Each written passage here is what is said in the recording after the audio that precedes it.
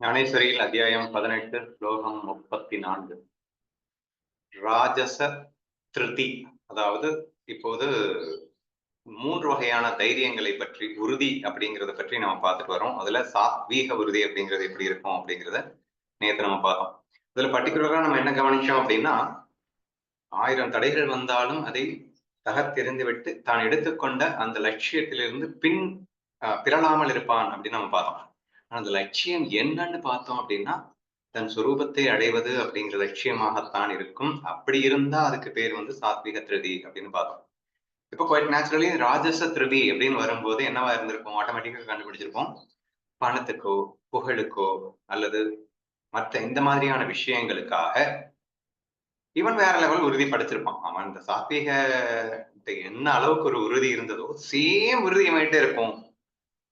அவன் எப்படி வந்து 1000 தடைகள் வந்தாலும் தான் எடுத்துக்கொண்ட லட்சியத்தை விட்டு பிறழாமல் அவன் கடைசி வரைக்கும், அதுலயும் கடைசியா என்ன சொல்லியிருந்தாருன்னா, இந்த யோக மார்க்கம் சுசும்னா நாடி வழியாக எல்லாம் முட்டி தள்ளி மேல போற வரைக்கும் எவ்வளவு கஷ்டம் வந்தாலும் தான் நான் பிரம்மம் என்றதை உணர்கின்ற வரைக்கும் அவன் பின்வாங்க மாட்டான்னு சொல்லியிருந்தாரு. இங்க அதேதான். என்ன பணம் பதவி புகழ் இதற்காக என்னானாலும் பரவாயில்லன்னு நம்மால வந்து புகுந்தாடுவாரு. சோ அவ்வளவு தைரியமிக்கவனாக இருப்பான் அப்படிங்கிறது ராஜச ரீதியா வரப்போகுது அப்படின்னு நினைக்கிறேன். படிக்கிறேன், கேளு. ஒருவன் சரீரத்தை ஆத்மாவென்று பாவித்துக் கொண்டு தன் தர்ம அர்த்த காமங்களாகிய மூகை புருஷார்த்தங்களை அடைவதற்கு வேண்டிய சாதனங்களை அனுஷ்டித்துக் கொண்டு ஸ்வர்க்கம் சம்சாரம் என்று 2 இடங்களிலும் சுகமாக வாழ்ந்து கொண்டு அப்படின்னு ஆரம்பிக்கிறாரு. முதல்ல வரும். இப்போ சரீரத்தை ஆத்மா என்று பாவித்துக் கொண்டது. இப்ப அவன் வந்து டோட்டலி நான் சரீரம் அல்ல, நான் பரபிரம் என்று ஒரு லட்சியத்தை வைத்துக் கொண்டு அதற்காக போராடினான் அப்படின்னு சொன்னோம். இங்க வந்து சரீரத்தை ஆத்மான்னு முடிவு பண்ணியாச்சு. சரியா? இங்க அந்த கன்ஃபியூஷன் எல்லாம் கிடையாது. சரீரம் தான் ஆத்மா அப்படின்னு தெளிவா முடிவு பண்ணிட்டு அந்த சரீரத்திற்கு எது சுகம் கிடைக்கும் அப்படின்ற அந்த வேகத்துல தர்ம அர்த்த காமங்கள். இப்போ பொதுவா வந்து 4 வகையான புருஷார்த்தம் அப்படின்னு சொல்லிட்டு வேதங்கள்ல சொல்லப்பட்டிருக்கு. அந்த புருஷார்த்தத்துக்கு 4 வகை என்னென்னா தர்மம், அர்த்தம், காமம், மோக்ஷம் என்ற அந்த 4க்கும் பேரு கொடுத்திருக்காங்க. சரியா? அது என்னது தர்மம், அர்த்தம், காமம், மோக்ஷம் அப்படின்னா ஒண்ணும் இல்ல. தர்மம்னா உங்களுக்கே தெரியும். எது செய்யணும், எது செய்யக்கூடாது, அல்லது பாவங்களை நாம் சம்பாதிக்காமல் இருப்பது தர்மம்னு சொல்லலாம். நேர்மையான வழியிலே இருப்பது தர்மம்னு சொல்லலாம். அதர்மம்னா என்ன அப்படின்னா பாவ வழியில் ஈடுபடுவது வந்து அதர்மம் அப்படின்னு சொல்லலாம். அர்த்த அப்படின்னா பொருள் ஈட்டுவது அப்படின்னு அர்த்தம். சரியா? ஸோ பொருள் ஈட்டுனாதானே நான் வந்து நினைச்சதெல்லாம் சாதிக்க முடியும். இந்த உடம்பை நானும் நினைச்சிட்டேன், இந்த உடம்புக்கு தேவையானதெல்லாம் பொருளை வச்சுதானே மீட்ட முடியும். அப்ப பொருளை ஈட்ட வேண்டும். அதுக்கப்புறம் பொருளை ஈட்டினா அதுக்கப்புறம் என்ன கிடைக்கும்? எனக்கு தேவையான எல்லா ஆசையும் நான் இவருக்கு காமம். காமம்னா எல்லா ஆசைகளையும் நான் வந்து அனுபவித்துக் கொள்ள முடியும். அதுக்கப்புறம் ஒரு புருஷார்த்தம் சொன்னாங்க, மோட்சம் அப்படின்னு சொல்லிட்டு. நம்ம ஆளுக்கு அதெல்லாம் வந்து தேவையில்லை. 4 புருஷார்த்தங்கள்ல இந்த 3 புருஷார்த்தம் போதும் அப்படின்னு ஸ்டாப் பண்ணிடுவாரு. யாரு? ராஜச திருதி உள்ளவர். சரியா? சோ 4வது புருஷார்த்தம் எல்லாம் எதுக்கு எனக்கு? அதெல்லாம் தேவையில்லைப்பா. இந்த தர்ம வழியிலே ஈடுபட்டு இப்ப தர்மம் ஏன் ஃபர்ஸ்ட் போட்டாங்கன்றது ஒண்ணு முக்கியமான விஷயம் இருக்கு. பொருள் எவன் வேணா ஈட்டிடலாம். ஆனா தர்மத்தோடு பொருள் ஈட்டினாயா? தர்மத்தோடு ஈட்டிய பொருளை வைத்து நீ காமத்தை தர்மத்தோடு அனுபவிக்கின்றாயா? காம சுகமும் கூட ஒரு தர்மத்தோட தான் அனுபவிக்கணும். உங்க இஷ்டத்துக்குலாம் அனுபவிக்க கூடாது. அப்போ அந்த தர்மம்ங்கிறது அதனால ஃபர்ஸ்ட் பிரதானமா போட்டாங்க. இப்படி நீ பண்ணின அப்படின்னு சொன்னா உனக்கு வந்து இந்த காம சுகம் அப்படின்றது கிடைக்கும் அப்படின்றதுக்காக தர்ம அர்த்த காமம்னு சொல்லப்பட்டது.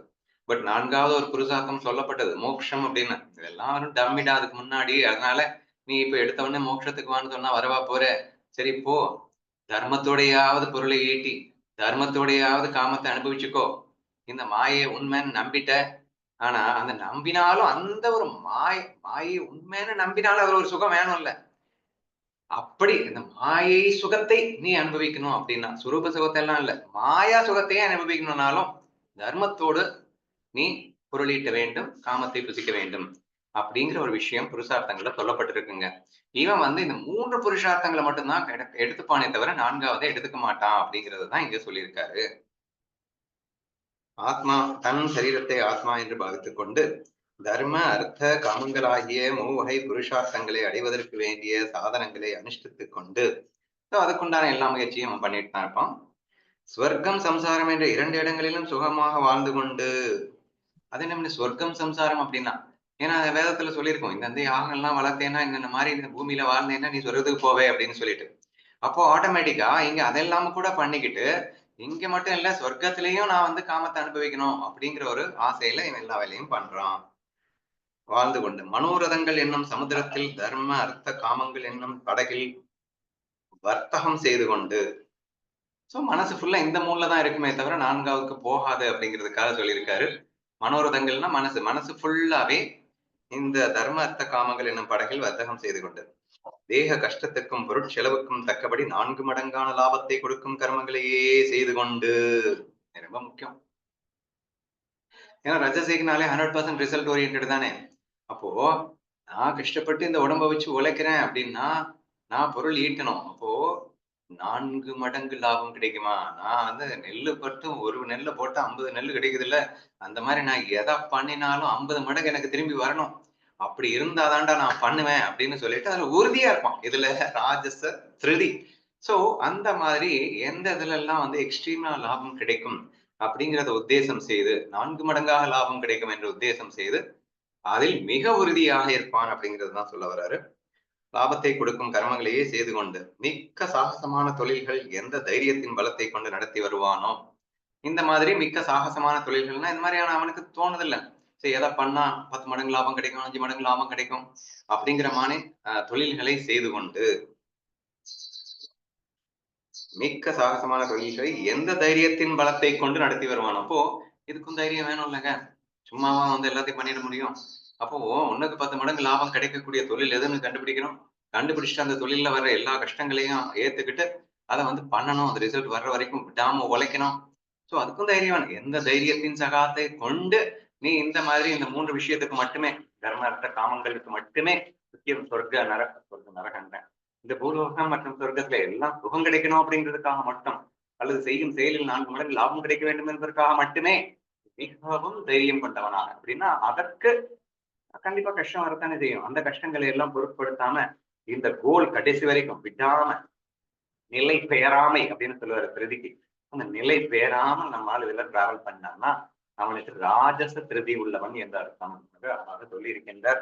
இதை பார்த்தா இனி 3வது ஆகிய தாமத திருதி எதுவோ அதை நிரூபிப்பேன் கேள் என்று சொல்லுகிறார். ஸோ தாமச திருதி பாருங்க இவ்வளவு டீட்டெயிலா நிறையவே எக்ஸ்பிளைன் பண்றாரு. நாளைக்கு படிக்கலாம்.